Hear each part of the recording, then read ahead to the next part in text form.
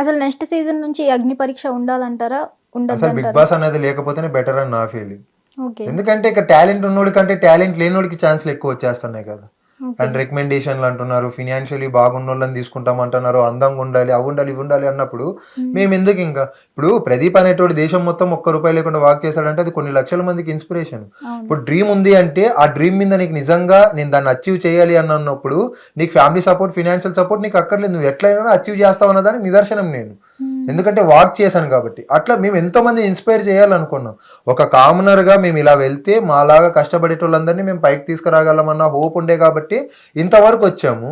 ఇంక ఈ బిగ్ బాస్‌లని, అగ్ని పరీక్షలని చెప్పి మమ్మల్నే రిజెక్ట్ చేస్తే ఇంకెట్లాంటి వాళ్ళు కావాలి ఆళ్ళకి? అంటే లాస్ట్ టైం ఒక కామనర్ టైటిల్ విన్ అయ్యారు కాబట్టి ఈసారి కూడా సెలబ్రిటీస్‌కి రాదేమో అని భయపడి కామనర్స్‌కి ఇవ్వట్లేదంటారా? దానికి టాలెంట్ లేకపోవడానికి సంబంధం అట్లా అన్నా కూడా కనీసం రీజన్ చెప్పాలి కదా. హ్మ్. సో ఎటువంటి పర్టికులర్ రీజన్స్ రీజన్ లేవు. చెప్పి మీకు ఈ టాలెంట్ మీరు ఇది అన్ఫిట్, మీరు దీనికి ఈ షోకి మీరు అన్ఫిట్. మీరు ఫిట్ అనుకొని అన్ఫిట్ అని చెప్పుంటారు. ఎందుకు దానికి సంబంధించి వీడియోస్ కూడా ఉన్నాయి కదా. అక్కడ అట్లా కూడా అనుకోవచ్చు కదా మీరు. అక్కడ ఏ 3 days అయితే ఏమైతే మేము ఆడిషన్స్ ఆ షూట్స్కి వెళ్ళాము, ఆ 3 days కూడా సీసీ కెమెరాలు ఉన్నాయి, మేము ఎంత యాక్టివ్గా ఉన్నాం. లైక్ అక్కడ ఉన్న మొత్తం 80 members కూడా ఇప్పుడు మేము బిగ్ బాస్ హౌస్ లో ఉన్నాం. మనకి ఎట్లాంటి కాంటెంట్స్ ఇస్తారు, మనం ఎట్లా దాన్ని పోర్ట్రేట్ చేయాలి, ఒక ఎట్లా టాపిక్ ఇస్తే entertain చేయాలి, ఎట్లా ఎంటర్టైన్ చేయాలా, మేము నామినేషన్స్ ప్రతిదీ అసలు అక్కడ ఉన్న 80 members కూడా మొత్తం హల్చల్, ప్రతి ఒక్కరు హైపర్ యాక్టివ్ ఉన్నారు అక్కడ. చాలా మంచి మంచి క్యాండిడేట్స్ ఉన్నారు. వాళ్ళ స్ట్రెంగ్త్ కానీ వాళ్ళ టాలెంట్ కానీ ఎవరంటే నవ్విస్తారు. 1 hour 1.5 hours నవ్విస్తారు. అక్కడ ఉన్న వాళ్ళందరినీ ఎంటర్టైన్ చేశారు ఉప్పల్ బాలు గారు. నిజం, ఇది ఫ్యాక్ట్ ఇది. ఎందుకంటే మేము అక్కడ ఎక్స్పీరియన్స్ చేసాం కాబట్టి చెప్తున్నాను. అట్లా చాలా మంది భరత్వే ఉన్నారు, అట్లా చాలా మంది ఎంటర్టైన్ చేశారు.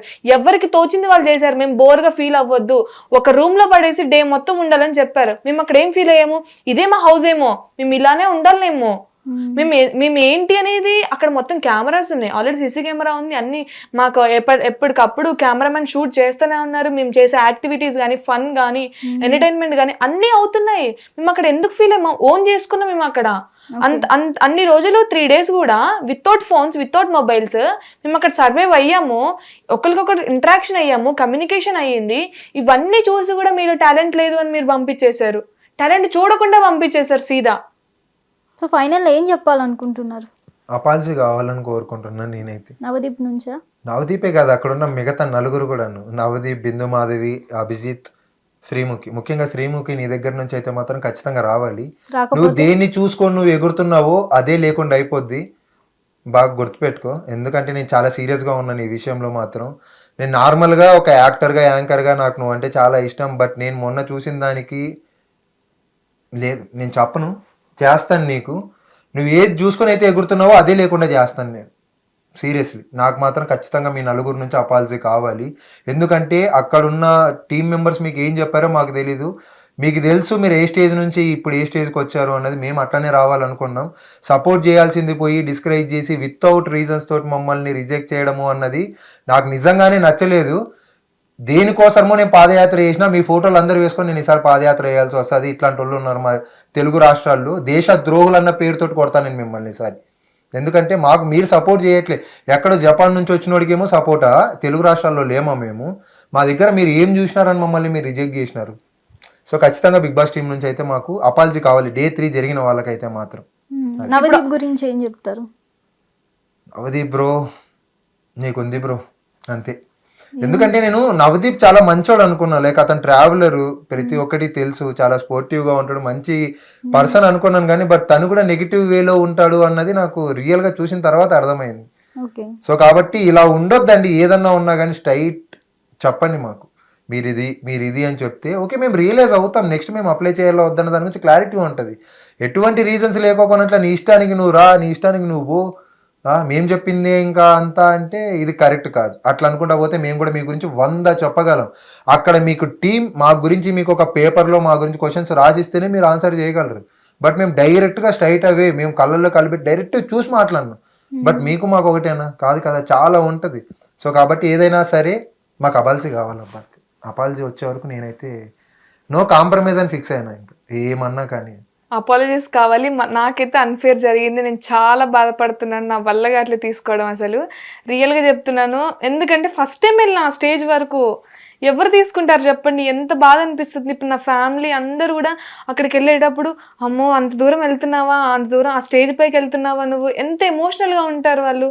ఇప్పుడు ఎట్ ది సేమ్ టైం ఇప్పుడు ఒక్కసారి రిజెక్ట్ అయిపోయాను, అది కూడా నాలో టాలెంట్ లేదని కాదు, ఏది కాదు, వాళ్ళు అసలు ప్రాపర్ రీజన్ చెప్పలేదు, అన్ఫేర్ జరిగింది, అదే బాధ అవుతుంది. తీసుకున్న ఫస్ట్ స్టెప్పే ఇలా అయ్యిందా? ఇప్పుడు నేను చెప్తున్నాను కాబట్టి మేబీ నాలాంటి అమ్మాయిలు ఎంతోమంది ఉండొచ్చు. మీరు కూడా నెక్స్ట్ ఇలాంటి ఏదన్నా ఉంటే జర చూసుకోండి.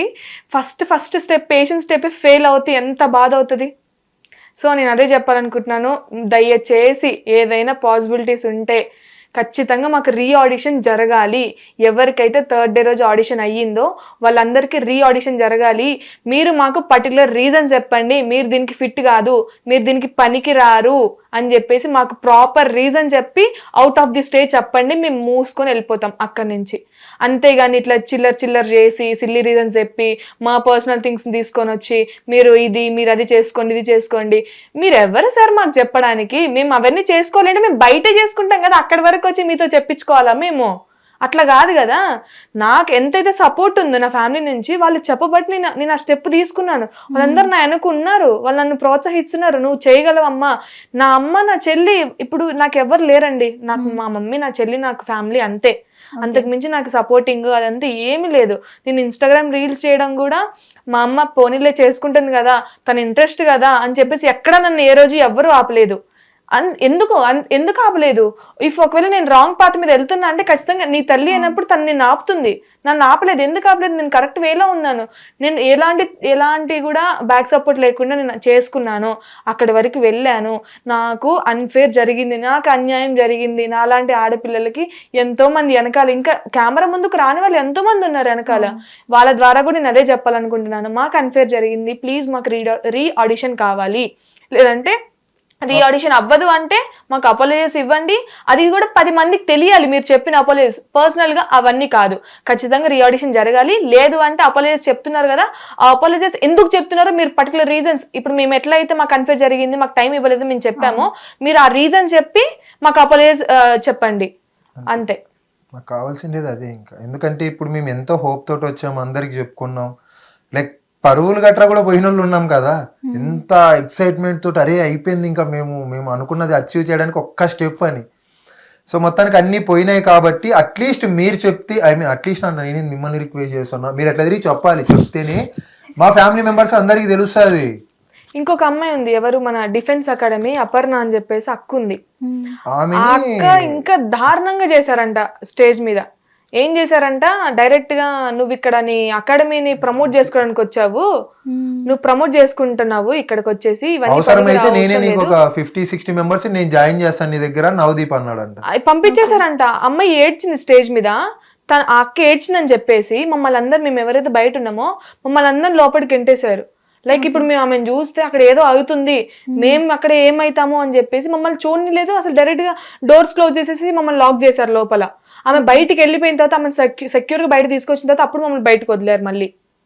అంటే ఎంత అన్ఫేర్ జరుగుంటే, ఆ అక్క చిన్న ఏజే, అంత ఏజ్ లేదు, ఫ్యామిలీ బ్యాక్గ్రౌండ్ లేదు, పూర్ క్యాండిడేట్స్. మేమందరం కూడా అదేనండి, మేము మిడిల్ క్లాస్ అమ్మాయిలము, మేము ఒక స్టెప్ తీసుకుని ధైర్యంగా ముందుకు వచ్చామంటే అది ఈ స్టేజ్ మీదకే. ఇంకా చాలా ఉంటాయి, మరి మేము వెళ్ళలేదు ఎందుకు అక్కడ? ఇది రియాలిటీ షో, టాలెంటెడ్ షోకేస్ చేసుకోవడానికి వచ్చినాము. ఎందుకు వచ్చినాము? అవన్నీ వదిలేసుకుంటే ఎందుకు వచ్చినాము? మేము అక్కడ ఎందుకు తీసుకోవాలి, ఇక్కడ ఎందుకు స్టెప్ తీసుకున్నాము? మాకు న్యాయంగా జరుగుతుంది, అన్ని సరిగ్గా అవుతాయి, ఏదో ఒక మాకు ఉంది కాబట్టి మేము అక్కడి వరకు వచ్చినాం కదా. ఆమెను చెప్పేసి, ఆమె వచ్చిన తర్వాత ఆమె నుండి మీరు ప్రమోట్ చేసుకోవడానికి వచ్చారు, ఇక్కడ పనికిరాదు ఇదంతా, మీరు వెళ్ళిపోండి అని చెప్పేసి రెడ్స్ ఇచ్చి ఆమె ఏడ్ చేసింది స్టేజ్ మీద. అంత ఎమోషనల్ అయిపోయింది. ఇప్పుడు ఆమె కూడా ఫ్యామిలీ బ్యాక్గ్రౌండ్ లేదు, ఫ్యామిలీ సపోర్ట్ లేదు, ఏం లేదు, just poor family, middle class అమ్మాయిలము, ఇంకా ఎలాగైనా నడుస్తుంది అనుకున్నారు వాళ్ళు. డైరెక్ట్గా రెడ్లు ఇచ్చి పంపించేశారు. ఇది ఇంకొకసారి జరగొద్దు. ఎవరైనా అమ్మాయిలు చూస్తున్నట్టయితే, నాలాంటి గర్ల్స్, లేదంటే నన్ను అక్క అనుకోండి, చెల్లి అనుకోండి, ఏదైనా అనుకోండి, నేను యాక్సెప్ట్ చేస్తాను. కాకపోతే మీరు కనుక వెళ్ళాలి అనుకుంటే ఈ వీడియో చూడండి. వీడియో చూసిన తర్వాత మీకు అయినా సరే మేము ఫేస్ చేస్తాము, మేము తట్టుకోగలుగుతాం, మాకు అంత గుండె ధైర్యం ఉంది అనుకున్న వాళ్ళు మాత్రమే ఇలాంటి ఫస్ట్ స్టెప్, ఎవరైతే ఇంకా ఫస్ట్ స్టెప్ వేస్తున్నారో ఈ ఇండస్ట్రీలో కానీ ఈ TFL ఏదైనా సరే ఫస్ట్ స్టెప్ వేసేవాళ్ళు, ఫస్ట్ టైం ఫెయిల్యూర్ మేము భరించలేము అనుకునే వాళ్ళు వెళ్ళకండి. ఎందుకంటే అక్కడ జరిగేది మొత్తం స్క్రిప్టెడ్, మొత్తం ముందే వాళ్ళంతా ప్రిపేర్డ్గా అన్ని సెటిల్ చేసుకొని మిమ్మల్ని వాడుకోవడానికి పిలుచుకొని పంపిస్తూ ఉంటారు. మన టైం ఒక్క, మన డబ్బులు ఒక్క, మన టాలెంట్, ఒకవేళ మీకు కనుక ఫేమ్ ఉండుంటే ముందే అది కూడా పోతుంది అక్కడికి వెళ్ళిన తర్వాత. ఎందుకంటే వాళ్ళు టెలికాస్ట్ చేసేది అలాగే ఉంటది, మనం మాట్లాడేది ఏముండదు అక్కడ. వాళ్ళు ఏదో చెప్తారు, దాని వల్ల ఇప్పుడు ఎట్లా కొన్ని లక్షల మంది చూస్తారు ఇప్పుడు ఆ షోస్. కామనర్స్ అంటే అరే మన అమ్మాయే కదా, మన అబ్బాయే కదా, వాడు నా కొడుకేమో, వాడు నా తమ్ముడేమో, తన బిడ్డేమో, అలాగే అనుకుంటారు కదా, అంత ఓన్ చేసుకుంటారు. ఒక్కసారి కామనర్స్ టీవీలో కనిపిస్తే ఓన్ చేసుకుంటాం మనము. లాస్ట్ టైం కళ్యాణ్ పడాలని ఎంతో మంది ఆదరించారు ఆయనని. ఎందుకు ఆదరించారు? ఓన్ చేసుకున్నారు కదా, అంత సపోర్ట్ ఎందుకు వచ్చింది? కామనర్, మన ఇంట్లో మనిషి అలా అనుకునే కదా ఓన్ చేసుకుంది. ఇప్పుడు ఇట్లాంటి వాళ్ళని ఇట్లా స్ట్రైట్ అవి రిజెక్ట్ చేసేసి ఇది చేయడం ఎంతవరకు కరెక్ట్? చాలా అన్ఫేర్ జరిగింది, చాలా బాధ అవుతుంది. ఆ బాధలో మాట్లాడుతున్నాము, చేస్తున్నాము, కానీ ఎట్లాంటి ఫేర్ జరుగుతుందో, మాకు జస్టిస్ జరుగుతుందో లేదో కూడా తెలీదు. కానీ మా ప్రయత్నంగా మేము చెయ్యాలి, తెలియాలి, ప్రజలకు తెలియాలి, ఎవరైతే చూసినా వాళ్ళకి తెలియాలి. ముందు ఒకవేళ వాళ్ళు చేసినా కూడా ఎవరైనా చెయ్యాలి అనుకునే ఇంట్రెస్ట్ ఉన్న వాళ్ళు చాలా మంది ఉన్నారు. ఇప్పుడు మేము ఇక్కడ రిజెక్ట్ అయినాం, నెక్స్ట్ టైం నేను చేస్తానో, మళ్ళీ నేను అప్లై చేస్తానో లేదో నాకు తెలీదు. మేబీ ఇంకా మంచి పొజిషన్లో ఉండొచ్చు, వాళ్ళు నన్ను పిలవచ్చేమో బిగ్ బాస్కి రమ్మని. అట్లాంటి పొజిషన్కి వెళ్ళాలి, అదొక ఏం పెట్టుకోవాలి అనేది ఇప్పుడు నాకు ఉంది. ఇప్పుడు నన్ను రిజెక్ట్ చేశారు కదా, నెక్స్ట్ టైం మీరు నన్ను వచ్చి పిలవాలి, మీరు మా బిగ్ బాస్కి వస్తారని చెప్పేసి. అలాంటి మోటివ్ ఉన్న వాళ్ళు చేసుకోండి, అంతేగాని ఇట్లా వచ్చేసి వాళ్ళ కోసం టైం వేస్ట్ చేసుకొని మీ పనులని వదులుకొని మీరు ఎంతోమంది వెనక మీ ఫ్యామిలీస్కి అందరికి హోప్స్ ఇచ్చుకొని ఇలాంటి జరిగే అయితే చెయ్యకండి అని చెప్తాను నేనైతే. Thank you, all the best both of you. Thank you so much, thanks for this opportunity. Hit TV app, ఇందులో short news, live news, entertainment shows, movies, digital magazines తో పాటు మీ జిల్లా వార్తలను కూడా ఫ్రీగా చూడొచ్చు. ఇంకెందుకు ఆలస్యం, వెంటనే హిట్ టీవీ యాప్ ని డౌన్లోడ్ చేసుకుని ఫ్రీగా ఎంటర్టైన్మెంట్ పొందండి. Hit TV app, hit TV app, please download hit TV app. Hit TV app ని ఫ్రీగా డౌన్లోడ్ చేసుకొని ఎంజాయ్ చేయండి. మీకు నచ్చిన ఎంటర్టైన్మెంట్ కోసం హిట్ టీవీ యాప్ ని ఫ్రీగా డౌన్లోడ్ చేసుకుని ఎంజాయ్ చేయండి. హిట్ టీవీ యాప్ ని డౌన్లోడ్ చేసుకుని ఆస్వాదించండి, ఆశీర్వదించండి. ఇంతమంది సెలబ్రిటీలు హిట్ టీవీ యాప్ ని డౌన్లోడ్ చేసుకోండి అని చెప్తున్నారంటే ఎంత మంచి యాప్ ఆలోచించండి. అమెరికా అమెరికా అమెరికా అమెరికాలో చదవాలనుకునే వాళ్ళకి విశ్వసనీయమైన పేరు మన శౌర్య కన్సల్టెన్సీ. UK లో 1 year masters, UK లో 1 year masters, 2 years work permit up to 5 years visa. Contact Saurya Consultancy. Contact 89851 89851.